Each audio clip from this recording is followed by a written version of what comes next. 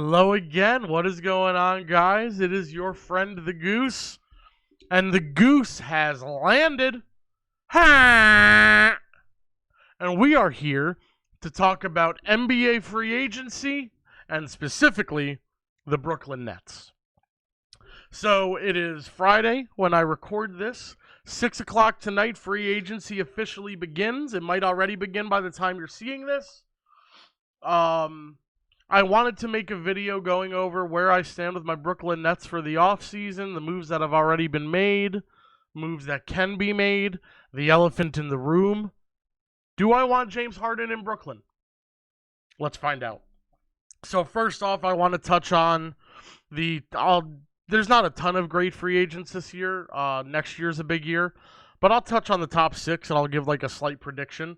So number 1, Anthony Davis, he's going back to the Lakers. It's just a matter of how they construct the deal. I've heard it being a 1-1, like a 1 year with another player option.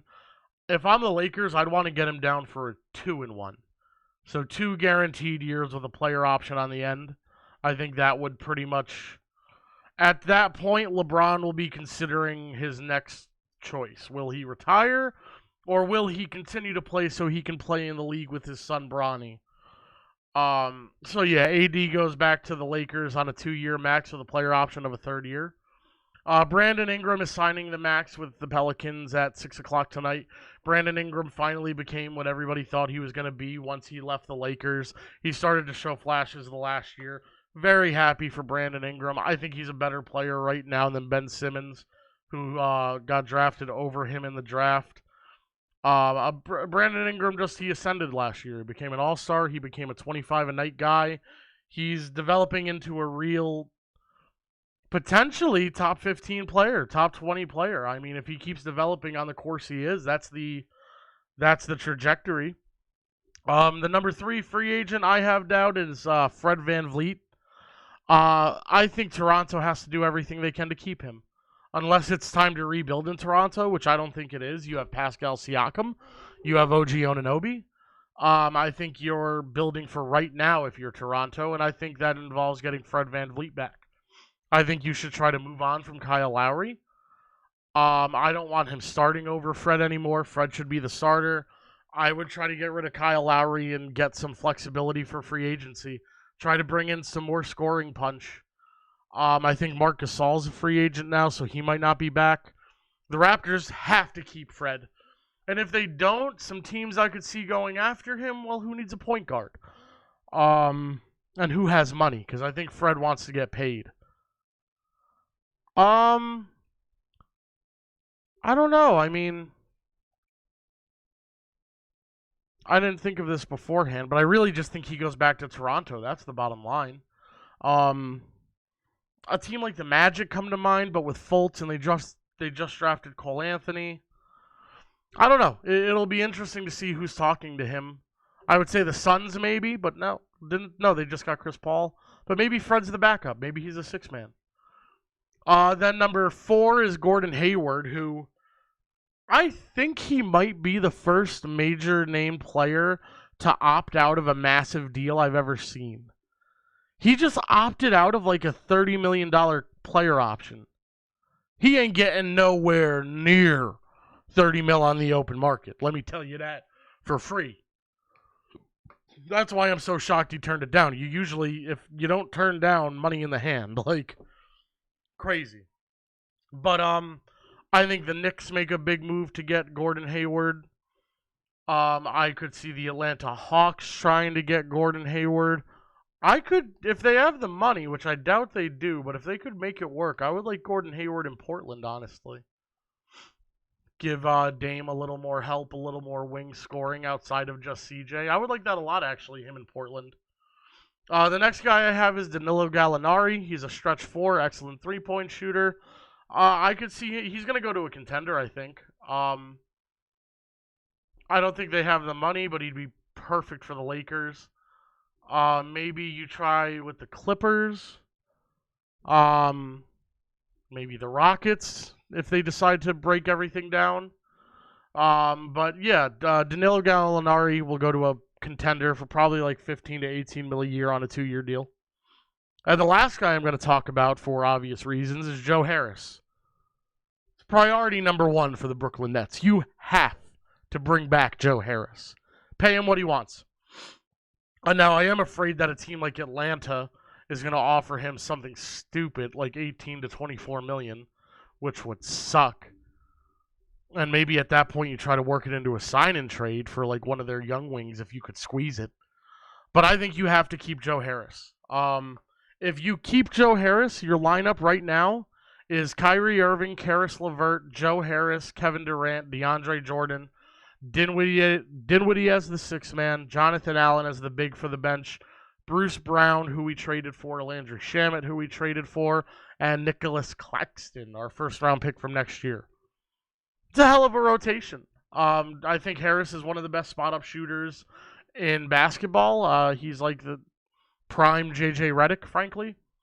And I think you give him like 3 years, 36. It might seem crazy, but in a league where the most valuable commodity is three-point shooting, you lock those guys up. So that being said, the only real player of note I think the Nets have a shot with in free agency would be Serge Ibaka. At his age, I think you might be able to convince him to take a pay cut. He's very close friends with Kevin Durant. Actually, I think the Nets have their mid-level exception this year, which is about $9 million. I think you could probably convince Ibaka to get $9 million. And probably 3 years, like either 3 years, 28, or like 4 years, 36. He's a good player, and I think he would be awesome for this team. The thing that scares me about Serge Ibaka, that probably means we've moved Jared Allen if we sign Ibaka. Where do you got too many big men at that point? Unless, actually, if you sign Ibaka and start him at the 4, that you'd be in a league that's going small. You'd be going in the face of that, which is pretty much what the Lakers did, and it won them a title. But at that point, you could go with a lineup of Kyrie, Karis, KD, Serge Ibaka, DeAndre Jordan with your bench. Dinwiddie, Allen, Harris, Brown, Shamet, and Claxton. That's not bad. But I'd have to guess if you pay Serge, you're trading Jonathan Allen, because I think you might have to pay Jonathan Allen next season. And that sucks. If there's two guys I wouldn't want to trade on the Nets right now, it's Allen and it's LeVert. They've been here a while. They got here when we sucked. I want to honor the guys that fought to get us back to relevance. I don't like the idea of trading the guys who were here when we sucked. It's like selling your soul for a championship, which, if the Nets win a title, you're damn sure not going to hear me complain. I don't give a damn who's on the team, but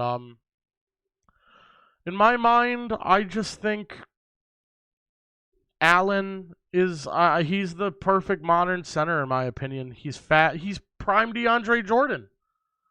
And you have old DeAndre Jordan. So why not back up? I mean, Jonathan Allen should be the starter, but because of KD and Kyrie, DeAndre Jordan will start. Sean Marks, our GM, has been doing a lot of talking today, and he mentioned how there are like 4 to 6 players who he can't see moving. In terms of players that are safe on our roster, he said like 4 to 6. So if I had to guess who those untouchables are, I can tell you the top 3 right off the bat. Kyrie, KD, DeAndre Jordan. They're not moving. I know DeAndre Jordan isn't in that same caliber of player, but he's one of the things that got KD and Kyrie here. He was one of the uniting factors, so he ain't going anywhere. So that's 3. That means there's 2 to 3 other guys he considers safe. I hope Karis LeVert is in that list. I think it's probably Karis and Joe Harris. That's probably the 5 safe guys. And I think everybody else is kind of up to see what happens. Now, the first trade that I really thought the Nets were going to trade for Jrue Holiday. I really did. And then I saw what the Pelicans got back for Drew Holiday. Are you kidding me? If I'm Giannis, because the big thing has been like, this was to show Giannis we're for real, so he'll re-sign. If I'm Giannis, that trade makes you want to re-sign even less. Drew Holiday is no spring chicken. What is he, 31? He's got maybe 2 years left he's not even in his prime anymore. But as a prime defender, I'd say he has 2 years left, maybe 3. You gave up 5 first-round picks. You gave them the Brooklyn Nets deal. You gave them the deal that we gave to Boston for the retirement home. I couldn't believe it. They gave up 3 unprotected first-round picks and 2 pick swaps.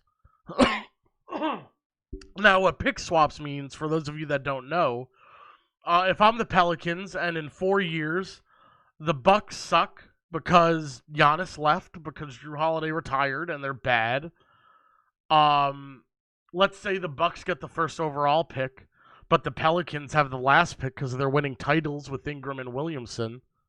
They get the number 1 pick. They have the right to swap with you at that point. And you gave that up for Drew Holiday. Really what they're doing is they're cashing all of their chips in for a title in the next 2 seasons. And I get that because I think the Nets are on the same trajectory. I wouldn't do it. I wouldn't be mortgaging my future. I wouldn't give up 5 firsts for Drew Holiday.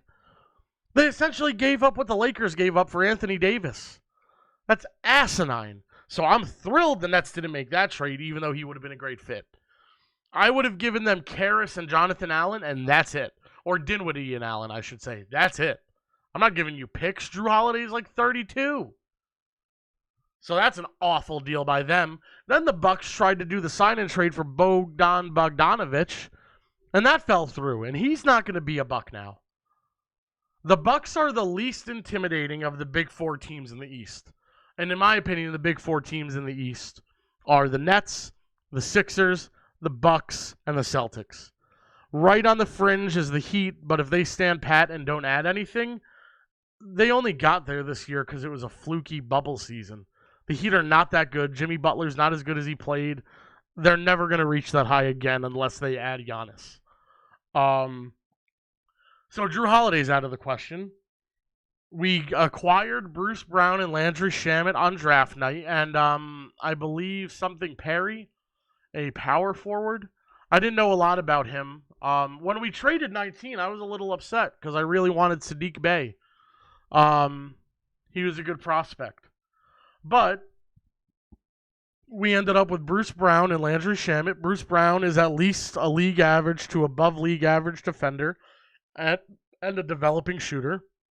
And on the other side of it, Landry Shamet is a knockdown shooter who I believe hit the game-winning 3 to complete the 31-point comeback on whoever the Clippers did that to. I think it was maybe the Nuggets in round 2. They had a 31-point comeback, and Landry Shamet hit the game-winning 3, so he's used to playing in big situations. He played in Philly, so he's played on a competitive team. He played with the Clippers. He's played on a competitive team. I could see him getting a lot of minutes. He's interesting because I think he's kind of similar to a Joe Harris.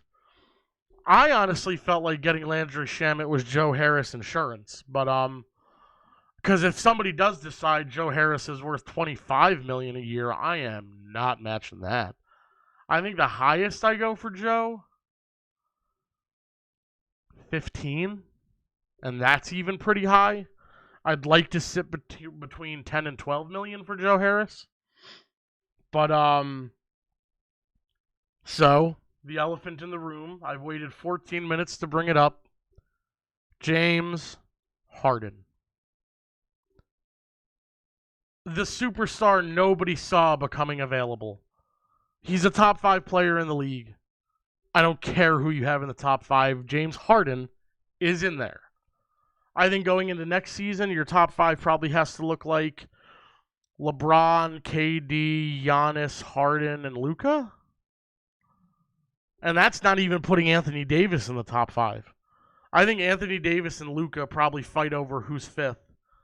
Or maybe Harden is 6th and Luka and AD are both there. I don't know.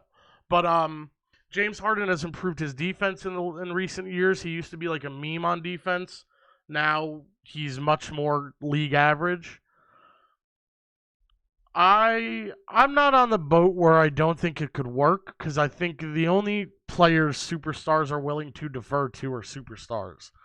If I'm Kyrie Irving, the reason I'm ball hogging is because I've got Garrett Temple next to me, and like this is just scrubs. And I'll like that's when you ball hog.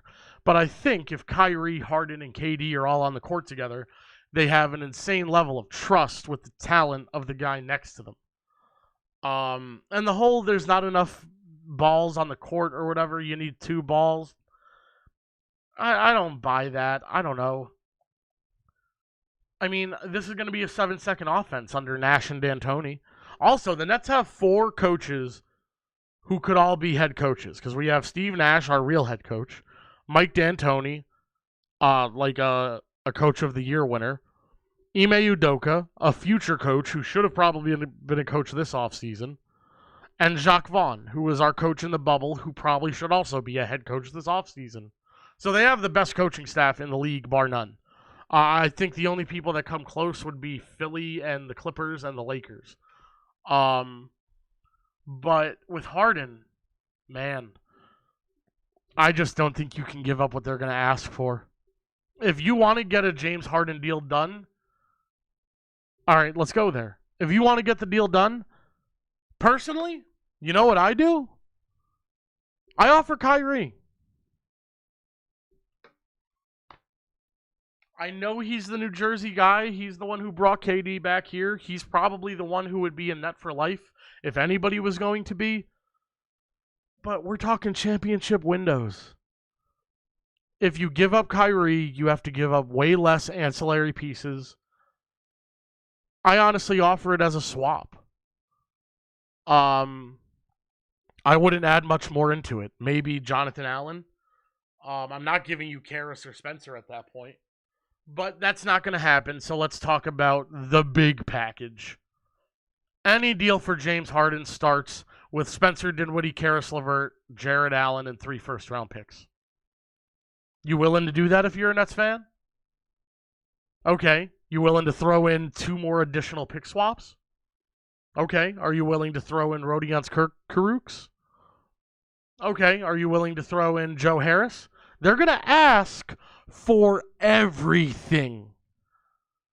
They are going to ask if Drew fucking Holiday just got 3 first-round picks and 2 pick swaps, Eric Bledsoe and George Hill, what in God's green earth do we think James Harden is worth? Because it's going to be unquantifiably more than whatever the hell you think Drew Holiday is worth. I'm not doing the deal. I wouldn't. You're going to be filling your roster with like vet minimum players, and the vet minimum players are never good as you think they're going to be. Like everybody thinks some great vet is going to take a discount, and they're not. Like even Serge might be a long shot because he's not going to take $6 million less. I don't do it. I'm sorry, unless it's a Kyrie for Harden swap, where maybe we throw in a Claxton and a first. I'm not doing it. I'll do a Kyrie, Claxton, and a first and 2 or 3 firsts. Not 5. But I'm not doing the massive package. I think the Nets are ready to compete right now for a title. I think they have the best depth in the East. Let's look at their lineup right now, like I talked about earlier. Kyrie, Karras, Joe Harris, KD, Jordan. Then their bench lineup is Spencer Dinwiddie, Jared Allen, Bruce Brown, Landry Shamet, Nicholas Claxton. That bench could maybe make an 8 seed in the East. Like, this is a really deep team. They also have Kurucs. They also have Chris Chiozza. Like, they've got a lot. And if I look at this team, the one thing they don't have in abundance is defense. Karras is, he's average. Kyrie can clutch up when he has to. KD is a lockdown defender. KD could have won a Defensive Player of the Year at some point in his career.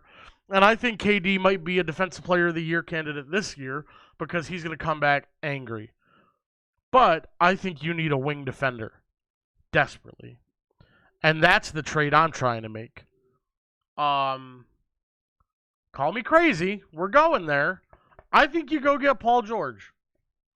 I'm not giving up anywhere near what Drew Holiday got. I'm not giving up what the Rockets think Harden is worth. I would call up the Clippers. I'd offer them Jared Allen. That's big because you need bigs to play against the Lakers, and I've already seen Jonathan Allen stuff Anthony Davis. I've already seen Jonathan Allen stuff LeBron as he was like, it was a classic LeBron driving down the middle, and Jared Allen stuffed the shit out of him. I would offer Jonathan Allen, Karis LeVert. No, I'm not offering LeVert. I would offer Jonathan Allen, Spencer Dinwiddie, Taurean Prince, and a first for Paul George. I think that's a good deal for both sides. You get Spencer Dinwiddie to run your point and be a distributor. You get size in Allen. You get a versatile 3-4 in Prince, and we'll throw you a first. And now the Nets lineup would look like Kyrie, Karis, PG, KD, DeAndre Jordan, with a bench of Joe Harris as your sixth man, Bruce Brown, Landry Shamet, Nick Claxton, and maybe Serge Ibaka. Or at least one of the Morris brothers as like a big. I like that Paul George deal a lot myself. I'd offer it. I don't know if the Clippers do it. I think they should. I think that's a great deal. It gets the Nets a defender. Paul George can be your third offensive option, not second like he was in LA when he flopped. When I think of other wing defenders, I mean, hell, Marcus Smart would be ideal, but why would Boston give Marcus Smart to Brooklyn? I think they're in division, so that's never going to happen. I don't know. Maybe it's like a Joe Ingles who's a versatile defender. I don't know if his athleticism slipped at all last year. I don't know, but what the Nets need is wing defense. And what I'd be offering to get it would be Spencer Dinwiddie and Nicholas Claxton. And Taurean Prince. And the reason Prince gets thrown into all these deals is because his deal is worth $15 million. Dinwiddie is making, I want to say, like 22 mil. Then his 15, and Allen is on a rookie deal. That's enough to bring back a max player. So I think you try to do that with that package. Whether it's PG, whether it's going after a guy like Marcus Smart, whether it's, I think you probably have to target a player from the West. Just because it's hard to I don't think anybody in the East is going to want to help Brooklyn beat them, essentially. I'm looking up just other trade targets online so I can see what else I think about. Yeah, this one says the Nets should go after Ibaka, Gallinari, and Rondo. Ibaka's great. Gallinari, I don't know if we need a Gallinari. If you sign him, KD might go back to the 3, sending Joe Harris to the bench, and I don't mind that. Oh, that's an interesting one, Gallinari. I don't think you could get him cheap enough. Rondo, I would love, especially once you trade Spencer. You're going to need a backup point guard. I think Rondo would be perfect. I think Rondo fits this team perfectly. I would love Rajon Rondo on this team. You know, one name I haven't really heard, and he's not a defensive wing, but I kind of like Christian Wood in free agency. Throw him at the power forward next to DeAndre. Might not be bad. Oh, there's a player. Paul Millsap. I believe Paul Millsap is a free agent. I really like Paul Millsap. He's a versatile defender. He can guard 2 to 5. I think if you stretch him out, he can get some range. He's an ideal fit. I think Jeremy Grant from the Nuggets could be a great fit as well. One trade that I was going to offer as well. I think you could do Spencer, Claxton, and a first for a Victor Oladipo. And that would also give you an excellent, well, not excellent, but a good wing defender. And at that point, your lineup looks like Kyrie, Oladipo, Harris, or Karis. I probably start Harris at the 3, KD at the 4, Jordan at the 5, and at that point, you give Karis Allen the 6-man minutes. Karis LeVert 6-man minutes. Hope you get 6-man of the year. And I think you're good to go. Um, but yeah, I think I'll wrap it up around there. That's my Brooklyn Nets kind of off-season prep because in a few hours things are going to go crazy. So again, I say Joe Harris is a priority, and I think you got to go get some wing defense. Whether that's Paul George, Victor Oladipo, Marcus Smart, whoever it is.